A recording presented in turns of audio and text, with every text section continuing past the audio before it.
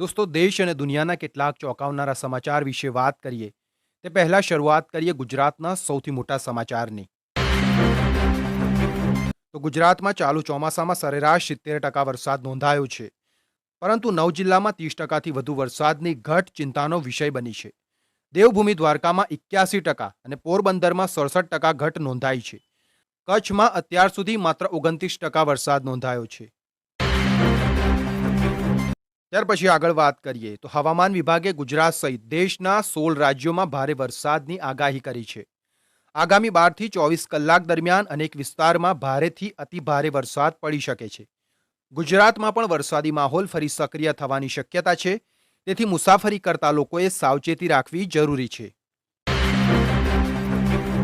ત્યાર પછી દોસ્તો આગળ વાત કરીએ તો અમદાવાદમાં વધતા ટ્રાફિકને નિયંત્રિત કરવા મહાનગરપાલિકા ઇન્ટેલિજન્ટ ટ્રાફિક મેનેજમેન્ટ અને એન્ફોર્સમેન્ટ સિસ્ટમને વધુ આધુનિક બનાવશે. કરોડોના ખર્ચે ટ્રાફિક વ્યવસ્થા અપગ્રેડ કરવાની તૈયારી છે. શહેરમાં વાહનોની વધતી સંખ્યાને ધ્યાનમાં રાખીને આ નિર્ણય લેવામાં આવ્યો છે. ત્યાર પછી આગળ છે ગુજરાતમાં દિવ્યાંગ મુસાફરો માટે મોટી સુવિધા શરૂ થઈ છે. દિવ્યાંગ બસ પાસ હવે ડિજિટલ લોકર સાથે જોડવામાં આવ્યો છે. એટલે હવે મુસાફરોએ મૂળ કાગળોનો પાસ સાથે રાખવાની જરૂર નહીં પડે. મોબાઈલમાં ડિજિટલ લોકરનો પાસ બતાવીને એસટી બસમાં મફત મુસાફરી કરી શકાશે. ત્યાર પછી છે અમરેલીના ધારી સ્થિત આંબરડી સફારી પાર્કમાં 100 હેક્ટર વિસ્તારમાં સિંહો માટે ખાસ સેફ ઝોન બનાવવામાં આવશે. માનવ વન્યજીવન સંઘર્ષ ઘટાડવા અને માનવ હુમલામાં સંડોવાયેલા સિંહોને સુરક્ષિત રાખવા માટે આ વિસ્તાર કુદરતી રહેઠાણ જેવું બનાવવામાં આવશે. ત્યાર પછી આગળ વાત કરીએ તો મોરબીના વીરપડા ગામમાં કૂવાનું પાણી અસામાન્ય રીતે હિલોળા લેતું હોવાનો વિડીયો ચર્ચામાં છે. ઘટના સ્થળે લોકોના ટોળા ઉમટી પડ્યા છે. હવામાન નિષ્ણાંત અંબાલાલ પટેલે બોરમાં હવાની અવરજવર અથવા નજીકના વહેણને કારણે પાણીમાં હિલોળા થઈ શકે તેવી શક્યતા જણાવી છે. ત્યાર પછી આગળ છે અમદાવાદના આનંદનગર વિસ્તારમાં પીજીમાં રહેતી યુવતી સાથે સિક્યુરિટી ગાર્ડે દુષ્કર્મ આચર્યાનો આરોપ છે. પોલીસે આરોપી ધર્મવીરની ધરપકડ કરી છે. આ ઘટનાએ શહેરમાં એકલી રહેતી યુવતીઓની સુરક્ષા અંગે ગંભીર સવાલો ઊભા કર્યા છે. ત્યાર પછી આગળ વાત કરીએ તો ચાંદખેડાના ખોડિયારનગર વિસ્તારમાં પીસીબીએ જુગારધામ પર દરોડો પાડ્યો હતો.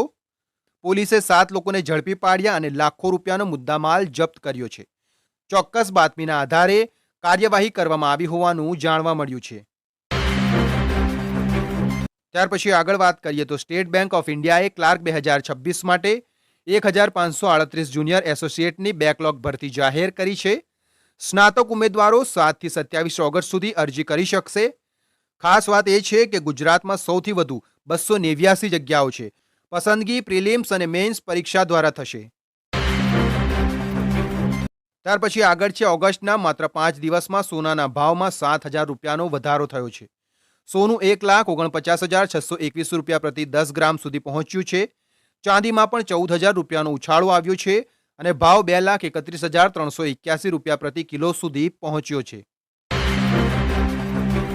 ત્યાર પછી આગળ વાત કરીએ તો પશ્ચિમ બંગાળના હાલી શહેરમાં મમતા બેનર્જીના કાફલા પર ટોળાએ કાદવ, પાણીની બોટલો અને જૂતા ચપ્પલ ફેંક્યા હતા. ટીએમસી કાર્યકર્તાના મૃત્યુ બાદ આ ઘટના બની હતી. પોલીસે મમતા બેનર્જીને સુરક્ષિત બહાર કાઢ્યા હતા. ત્યાર પછી આગળ છે અજિંક્ય રહાણે રોહિત શર્માને 2027ના વન ડે વર્લ્ડ કપમાં રમતા જોવાની ઈચ્છા વ્યક્ત કરી છે. તેમણે પસંદગીકારો અને બીસીસીઆઈને રોહિતના ભવિષ્ય અંગે સ્પષ્ટતા કરવાની અપીલ કરી છે. રહાણેના મતે રોહિતનો અનુભવ ટીમ ઇન્ડિયા માટે ખૂબ મહત્વનો બની શકે છે. ત્યાર પછી આગળ છે ભારત અને બાંગ્લાદેશ વચ્ચે સપ્ટેમ્બરમાં 3 વન ડે અને 3 ટી20 મેચની શ્રેણી રમાવાની છે.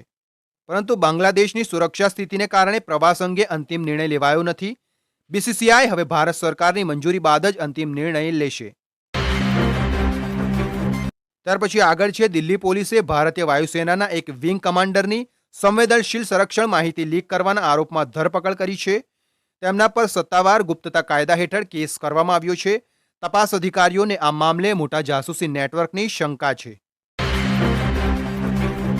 ત્યાર પછી આગળ વાત કરીએ તો કુવૈતથી દિલ્હી આવતી એર ઇન્ડિયાની ફ્લાઇટમાં ટર્બ્યુલન્સ બાદ અનેક લોકો ઘાયલ થયા હતા. હવે અહેવાલ મુજબ ફ્લાઇટના પાયલટનો ડ્રગ સંબંધિત પરીક્ષણમાં અહેવાલ પોઝિટિવ આવ્યો છે અને તેને ફરજ પરથી પણ દૂર કરવામાં આવ્યો છે અને આ મામલે તપાસ ચાલી રહી છે. ત્યાર પછી આગળ વાત કરીએ તો ઈરાનના સર્વોચ્ચ નેતા મુજતબા ખામેનીની તબિયત અંગે ચાલી રહેલી અટકળો વચ્ચે તેમનો એક વિડીયો સામે આવ્યો છે. ઈરાનની મેહેર ન્યૂઝ એજન્સીએ જાહેર કરેલા વિડીયોમાં તેઓ સામાન્ય અને સ્વસ્થ સ્થિતિમાં જોવા મળી રહ્યા છે. ત્યાર પછી આગળ વાત કરીએ તો પૂર્વ કેન્દ્રીય શિક્ષણ મંત્રી ધર્મેન્દ્ર પ્રધાને રાજીનામા બાદ પહેલીવાર નીટ વિવાદ અંગે વાત કરી છે. તેમણે કહ્યું કે શિક્ષણ મંત્રીનું પદ તેમના માટે વ્યક્તિગત પ્રાથમિકતા ન હતું. તેમણે વિદ્યાર્થીઓના વિરોધ અને નીટ પેપર લીક અંગે પણ પોતાનું વલણ રજૂ કર્યું. ત્યાર પછી આગળ વાત કરીએ તો સીતાપુરના ભાજપ ધારાસભ્ય જ્ઞાન તિવારીએ પોતાના વેવાય અનુજ ત્રિવેદી વિરુદ્ધ છેતરપિંડીની ફરિયાદ નોંધાવી છે. આરોપ છે કે અનુજે ઓળખ છુપાવી 25થી વધુ મહિલાઓ સાથે લગ્ન કરીને કરોડોની ઠગાઈ કરી હતી. મુંબઈ પોલીસે અનુજની ધરપકડ કરી છે અને હવે સીતાપુર પોલીસ વધુ તપાસ કરશે.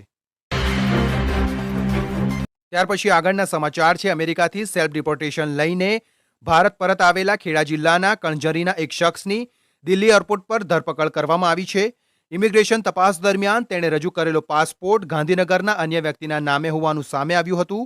હવે પોલીસે સમગ્ર મામલે તપાસ શરૂ કરી છે. ત્યાર પછી આગળ છે વિઝિટર વિઝા પર અમેરિકા પહોંચેલા એક ગુજરાતી વ્યક્તિને અમેરિકન એરપોર્ટ પરથી જ ભારત પરત મોકલવામાં આવ્યો હોવાનો અહેવાલ છે.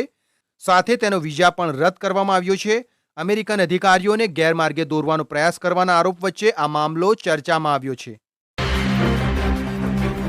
ત્યાર પછી આગળ છેલ્લા સમાચારની વાત કરીએ તો મધ્યપ્રદેશનો 16 વર્ષનો સગીર અભિનયમાં કારકિર્દી બનાવવાના સપનાથી લગભગ 900 કિલોમીટર દૂર મુંબઈ પહોંચી ગયો હતો.